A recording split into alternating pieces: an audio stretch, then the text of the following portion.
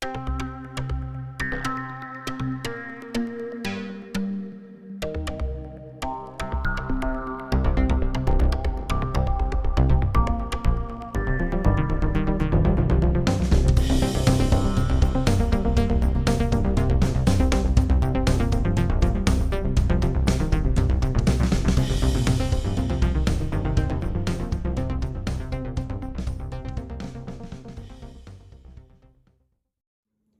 evening. I just want to mention I'm getting ready to go out and fly my drone.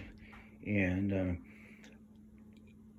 to be a more professional Part 107 pilot, I've really looked into my paperwork, my compliance with regulations, and everything like that. I just want to kind of go over just briefly what I'm looking at here in front of me. I have two types of insurance. I have my AMA insurance for when I'm not actually producing revenue from a flight.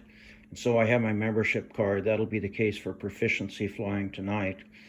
On the right there is an extensive checklist, which I'll post in a future video. And in the remarks, I'll give you the items that I'm actually going through. I'm going to go through most of them before I ever leave the house to make sure that all the firmwares are updated, battery checks, all the things that I can do here to make sure everything is set up.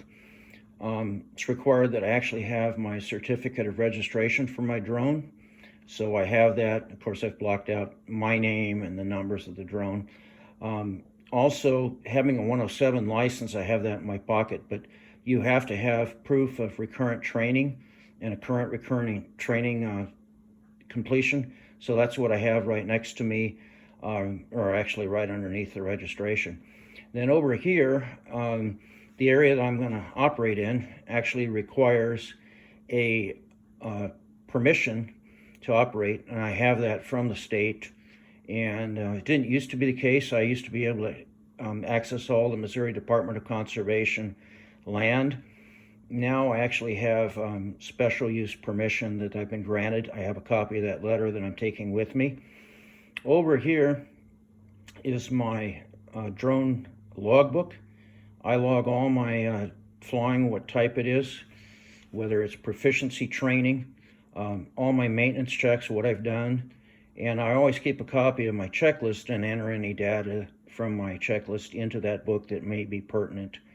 For instance, I mentioned in a previous video that I had a tumble off of a table with my drone after I landed, and I had to line the IMU. I always document that kind of stuff. I always do a pre-flight inspection of the drone. As you can come back, you see that I'm ready to go with the drone, that the propellers have all been checked to be in good shape. I've actually checked security of the propellers on the motors, checked the freedom of rotation. I've checked my anti-collision light to make sure it's fully charged. And so I'm getting ready to go fly, and the tendency is to want to rush right out the door. But at this point, trying to be a professional pilot for drones, I'm doing the things that I would do flying a fixed-wing aircraft.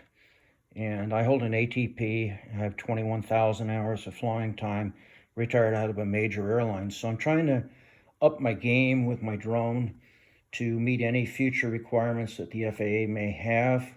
I'm not totally happy with the fact that it's become this involved to get out the door to go fly, but that's where we're at. So anyway, I just thought, a rundown on paperwork might be in order. I carry all this stuff with me all the time, including the checklists.